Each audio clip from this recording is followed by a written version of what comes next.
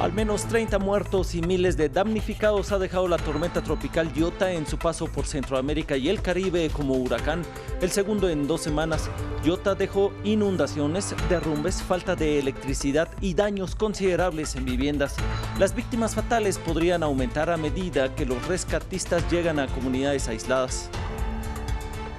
Las muertes por COVID-19 siguen en aumento en Estados Unidos. Este miércoles superó las 250,000 víctimas fatales el país y en tan solo una semana registró 1 millón de nuevos casos. Mientras tanto, en Nueva York se cierran nuevamente a partir de hoy las escuelas públicas para contener el aumento de contagios. Enlazamos con nuestra corresponsal.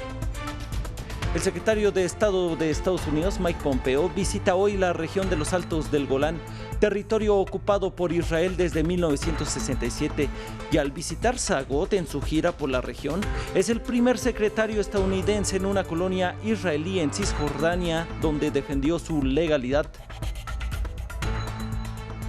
Hola, ¿cómo están? Buenos días en América Latina y a todos ustedes que nos siguen por la señal de France 24. Mi nombre es Alan Austria. Sean bienvenidos. Al menos 30 personas han fallecido a causa de la tormenta Iota que, aunque se disipó en Centroamérica desde ayer, el Centro Nacional de Huracanes de Estados Unidos advierte del peligro de fuertes lluvias a su paso. Iota deja devastación en una región empobrecida e impactada hace 2 semanas por ETA y por la pandemia.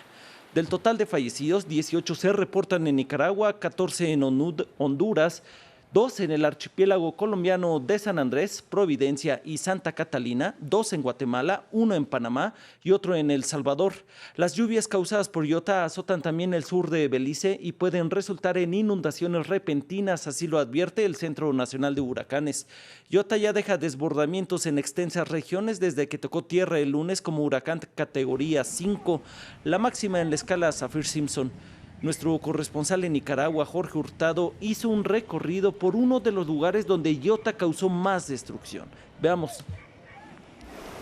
Pese a que Iota impactó en el Caribe nicaragüense, fue aquí en el sur, específicamente en departamentos como Managua, Carazo y Rivas, en donde tuvo grandes afectaciones debido al acumulado de agua. Estoy con Concepción Martínez, ella perdió su vivienda prácticamente debido a la crecida de este río, sí, junto donde usted habita. ¿Cómo fue? Fue algo que nunca había visto.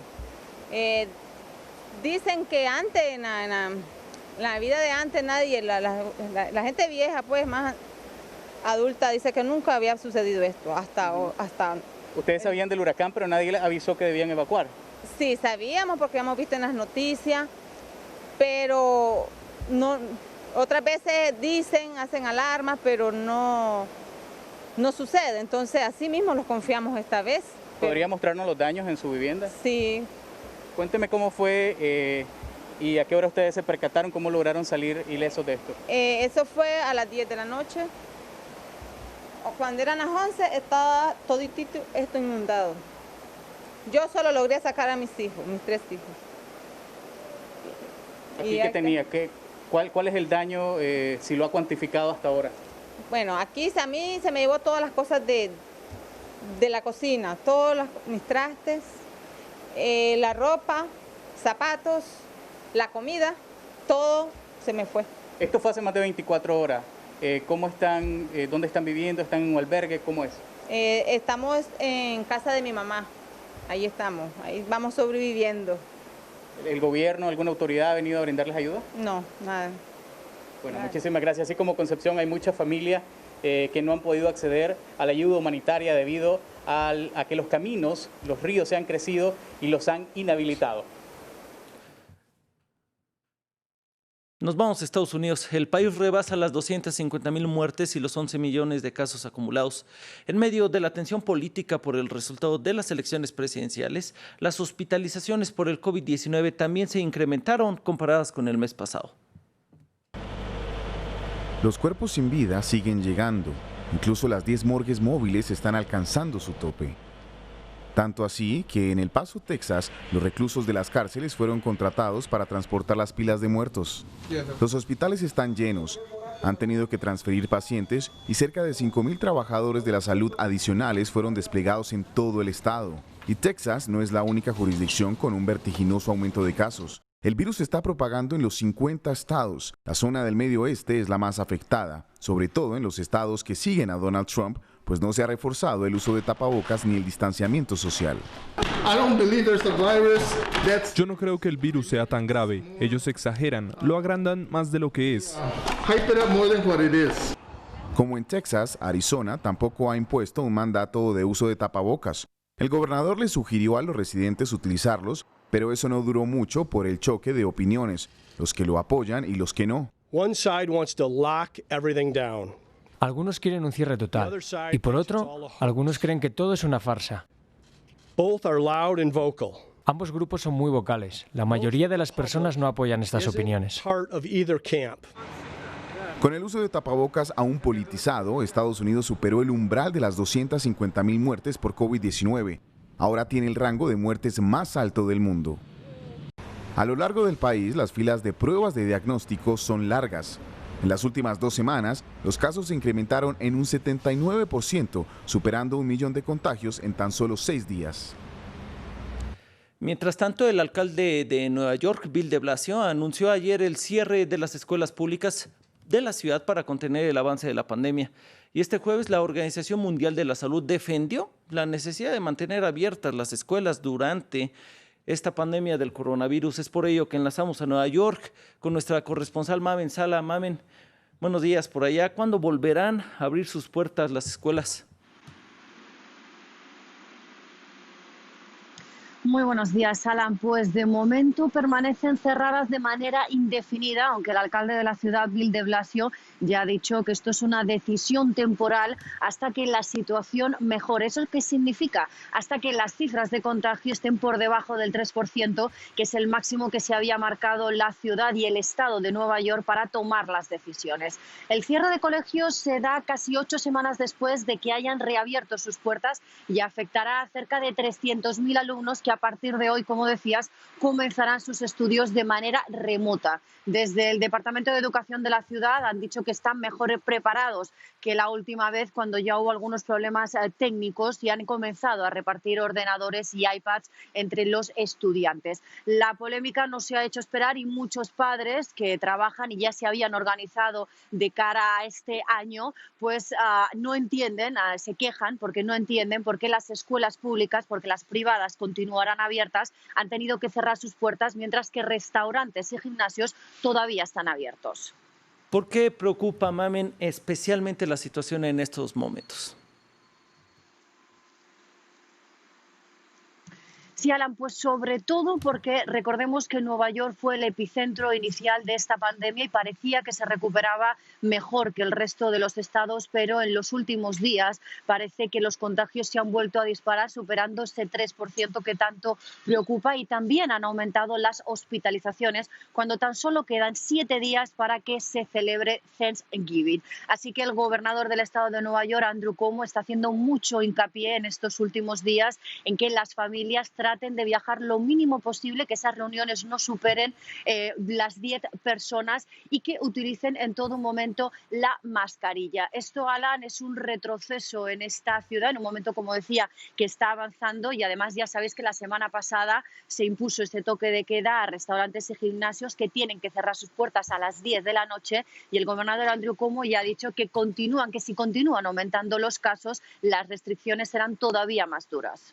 Gracias por tu reporte, Mamen Sala, nuestra corresponsal de France 24 de Nueva York. Y seguimos hablando de la pandemia, y es que hoy, que es 19 de noviembre, les resaltamos estas noticias sobre las pruebas y la carrera de las vacunas contra el COVID-19. La segunda fase de pruebas clínicas de la vacuna de la Universidad Inglesa de Oxford demuestra que es segura en personas mayores sanas y provoca una respuesta inmune, según The Lancet. Es este grupo el que tiene un mayor riesgo de desarrollar una enfermedad grave. Se espera que los datos de la fase 3 se publiquen para Navidad. La Administración de Medicamentos estadounidense ha aprobado la primera prueba de coronavirus que se puede hacer en casa. Solo se podrá utilizar en caso de emergencia y requerirá prescripción médica. Es un test de un solo uso y tendría un costo mayor a los $40. La empresa de biotecnología inició un ensayo de fase 3 para el Coronavac con miles de voluntarios, principalmente en Brasil.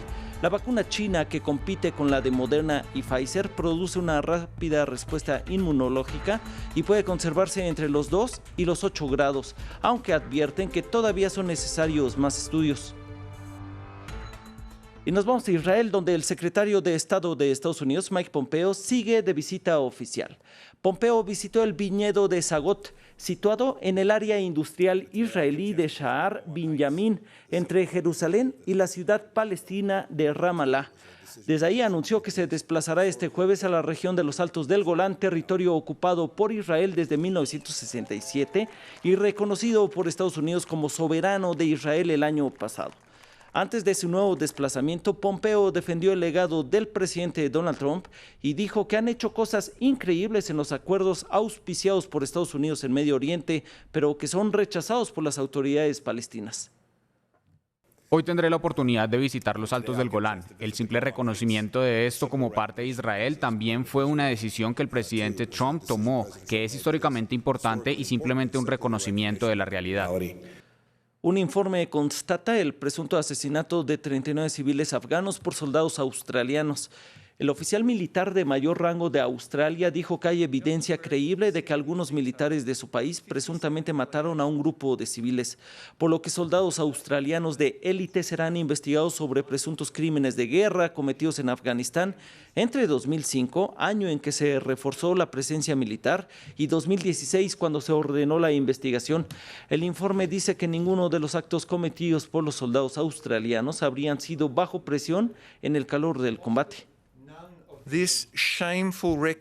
Este vergonzoso historial incluye supuestos casos en los que nuevos miembros de la patrulla fueron obligados a disparar a un prisionero a fin de lograr la primera muerte de ese soldado en una práctica atroz conocida como ensangrentamiento.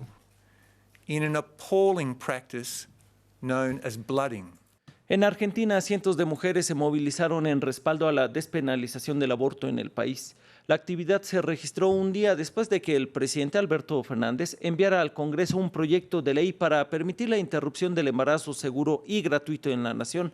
Luis Méndez Urich tiene los detalles. Cientos de mujeres se aglomeraron en las inmediaciones del Congreso argentino durante la tarde de este miércoles, portando pañuelos verdes o prendas de vestir de ese color que caracteriza la lucha por el aborto legal en Argentina. Ofrecieron su respaldo al presidente Alberto Fernández, quien envió al Parlamento un proyecto de ley para despenalizar la interrupción voluntaria del embarazo. La iniciativa del Ejecutivo abrió nuevamente un debate que parecía cerrado en 2018. Tengo el gran optimismo de que este proyecto se va a sancionar por todo el movimiento de mujeres y diversidades que lo venimos empujando hace muchísimo tiempo. Hace 15 años que venimos conformando la campaña y creo que este año va a ser ley finalmente. Para nosotros, además de un reconocimiento de la lucha militante, la ola feminista en las calles, también es decidir sobre nuestras cuerpos. Por años, diversos movimientos en Argentina han exigido un mayor derecho de las mujeres a decidir sobre sus cuerpos.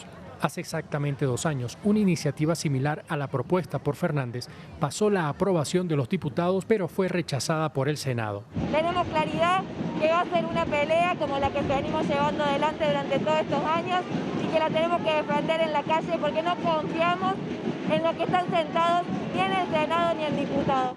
De la Secretaría Legal y Técnica de la Nación revelan que en el país se producen entre 370.000 y 520.000 interrupciones voluntarias del embarazo por año. Para el presidente Fernández, los derechos reproductivos también son un problema de salud pública. El presidente interino de Perú, Francisco Sagasti, que asumió el cargo el martes tras la renuncia de Manuel Merino presionado por las protestas, nombró como primera ministra a Violeta Bermúdez, abogada constitucionalista, para ser la jefa del gabinete de 18 ministros. El reto del nuevo gabinete y de Sagasti, que debe completar el mandato gubernamental hasta julio de 2021 y antes de celebrar elecciones el 11 de abril, es suavizar las protestas tras más de una semana de sacudidas políticas con hasta 3 presidentes en ejercicio. Sin embargo, las protestas parecen no detenerse y cientos de personas volvieron a salir ayer en Lima. Todos los integrantes del gabinete de ministros juraron a su cargo, menos el Ministerio de Energía y Minas, que aún no se designa. Pues llegamos al final de esta emisión. Les agradecemos mucho su compañía. Los invitamos a que siga con nosotros en France 24 y a que se cuide. Cuídese mucho del COVID-19.